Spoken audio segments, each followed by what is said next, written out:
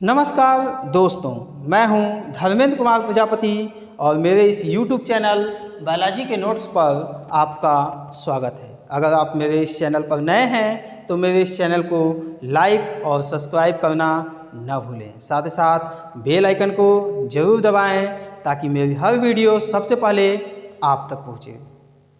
अपने इस वीडियो में मैं आज आपको इवोल्यूशन यानी जैव विकास के बारे में बताऊंगा कि जैव विकास क्या होता है, जैव विकास के कौन कौन से सिद्धांत दिए गए हैं और जैव विकास के सिद्धांत किसने दिए हैं, उसको समझाने के लिए कौन कौन से उदाहरण हैं, सभी की बात आज हम लोग करेंगे। सबसे पहले हम बात करते हैं इवोल्यूशन यानी कि जैव विकास की, कि जैव विकास क्या होता है। तो जैव विकास धीमी गति से होने वाला वह क्रमिक परिवर्तन है जिसके परिणाम स्वरूप पूर्व काल के सरल संरचना वाले निम्न कोटि के प्राणियों से आधुनिक काल के जटिल संरचना वाले उच्च कोटि के प्राणियों का विकास हुआ है। हम आपको फिर से बता दें कि जैव विकास धीमी गति से होने वाला वह क्रमिक परिवर्तन है जिसके परिणाम स्वरूप पूर्व काल के सरल संरचना वाले निम्न कोटि के प्राणियों से आधुनिक काल के जटिल संरचना वाले उच्च कोटि के प्राणियों का विकास हुआ है। अब हम बात करते हैं जैव विकास के सिद्धांत की।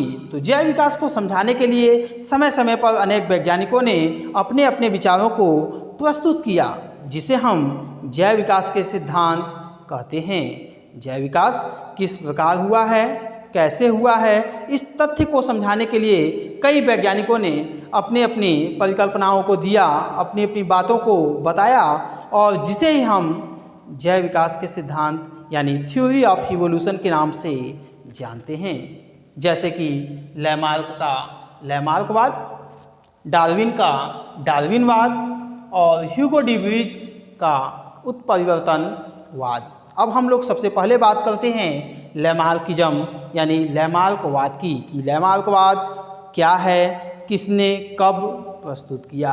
तो जैव विकास को समझाने के लिए सर्वप्रथम फ्रांस के वैज्ञानिक जीन बैप्टिस्ट डी लैमार्क ने अपने विचारों को फिलोसॉफिक जूलॉजिक नामक पुस्तक में 1809 ईस्वी में प्रस्तुत किया। हम आपको फिर से बता दें कि जैव विकास को समझाने के लिए सर्वप्रथम फ्रांस के वैज्ञानिक जीन बैप्टिस्ट डी लैमार्क ने अपने विचारों को फिलोसॉफिक जूलॉजिक नामक पुस्तक में 1809 ईस्वी में प्रस्तुत किया, जिसे हम लैमार्कवाद या लैमार्क का सिद्धांत या उपार्जित लक्षणों की वंशागति का सिद्धांत कहते हैं। लैमार्क ने अपने सिद्धांत को समझाने के लिए 4 बातें बताई, या हम कह सकते हैं कि लैमार्कवाद 4 तथ्यों पर आधारित है। फर्स्ट इज बड़े होने की प्रवृत्ति यानी कि tendency to increase in size. Lamarck ने बताया कि प्रकृति में पाए जाने वाले सभी जीवों में एक निश्चित समय तक, एक निश्चित आयु तक बढ़ने की या बड़े होने की प्रवृत्ति होती है। लैमार्क ने यह बतलाया कि प्रकृति में जितने भी जीव पाए जाते हैं, जब वह जन्म लेते हैं तो छोटे होते हैं, इसके बाद एक निश्चित समय तक इनके शरीर के माप में, आकार में वृद्धि होती है, यानी सभी जीवों में एक निश्चित समय तक बढ़ने की क्षमता होती है। दूसरा तथ्य था अंगों का उपयोग तथा अनुप्रयोग। लैमार्क ने बताया कि जिस अंग का उपयोग हम लोग ज़्यादा करते हैं वह ज़्यादा विकसित होता है तथा जिस अंग का उपयोग हम लोग कम करते हैं वह अपेक्षाकृत कम विकसित होता है। इसके लिए हम इसे इस तथ्य से समझ सकते हैं कि जैसे बचपन से अधिकांशतः मनुष्य अपने दाहिने हाथ का उपयोग ज़्यादा करता है, तो हमारे दाहिना हाथ हमारे बाएं हाथ की अपेक्षा ज़्यादा विकसित होता है। जैसा कि मैं आपको बताऊं कि जैसे स्त्रियों में चूड़ियां पहनने का एक प्रथा चलता है, तो जो भी चूड़ी स्त्रियों के दाहिने हाथ में अगर आसानी से नहीं जा पा रहा है तो वह उनके बाएं हाथ में चला जाता है, जिससे यह पता चलता है कि इनका दायां हाथ बाएं की अपेक्षा अधिक विकसित होता है। तो लैमार्क साहब ने बताया कि जिस भी अंग का उपयोग हम लोग ज़्यादा करते हैं वह ज़्यादा विकसित होता है और जिसका उपयोग हम लोग कम करते हैं वह कम विकसित होता है। Next point is direct effect of environment, यानी वातावरण का सीधा प्रभाव। लैमार्क ने बताया कि प्रकृति में पाए जाने वाले सभी जीवों में वातावरण का प्रभाव पड़ता है। प्रकृति में जितने भी जीव पाए जाते हैं इन जीवों पर उनके क्लाइमेट का असर होता है, वातावरण का सीधा प्रभाव होता है और जो जीव इसके अकॉर्डिंग अपने आप को ढाल लेते हैं वही जीवित रह पाते हैं। जैसे गर्मी के दिनों में मौसम गर्म हो जाने पर जो जीव गर्म में सर्वाइवल कर पाते हैं वही रह पाते हैं।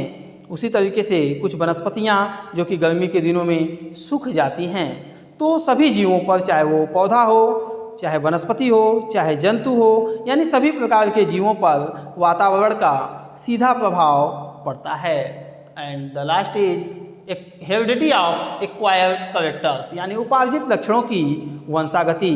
लैमार्क ने बताया कि माता पिता के जो भी लक्षण होते हैं वह उनके बच्चों में, उनकी संतानों में वंशागत होते रहते हैं, जाते रहते हैं। जैसे माता पिता का कोई भी लक्षण जो कि लिंग लक्षणों से संबंधित होता है वह उनकी संतानों में भी जाता रहता है।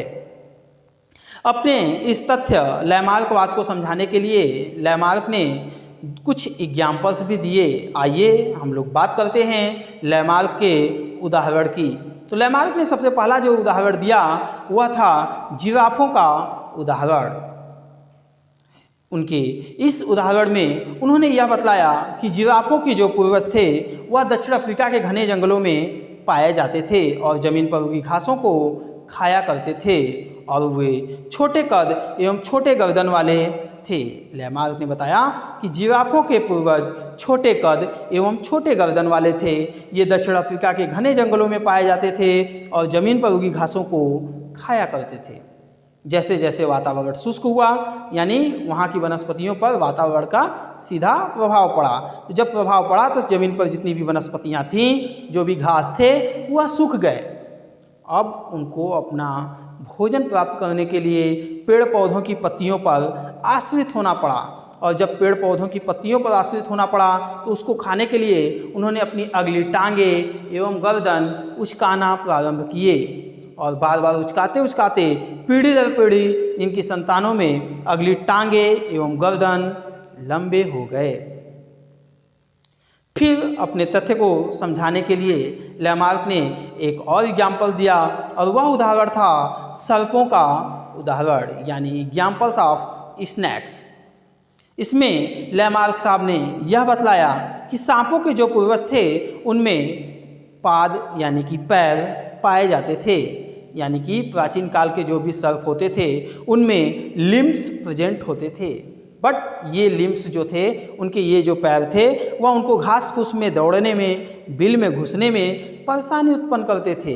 जब ये घासों फूसों में चलते थे तो इनके पैर फंस जाते थे, बिल में घुसते थे तो पैर फंस जाते थे, जिसके कारण उन्होंने उसका यूज करना, उसका उपयोग करना बंद कर दिया और पीढ़ी दर पीढ़ी इनकी संतानों में जो भी अगली पीढ़ी आए उसमें टांगे समाप्त हो गई। वीडियो को अंत तक देखने के लिए धन्यवाद।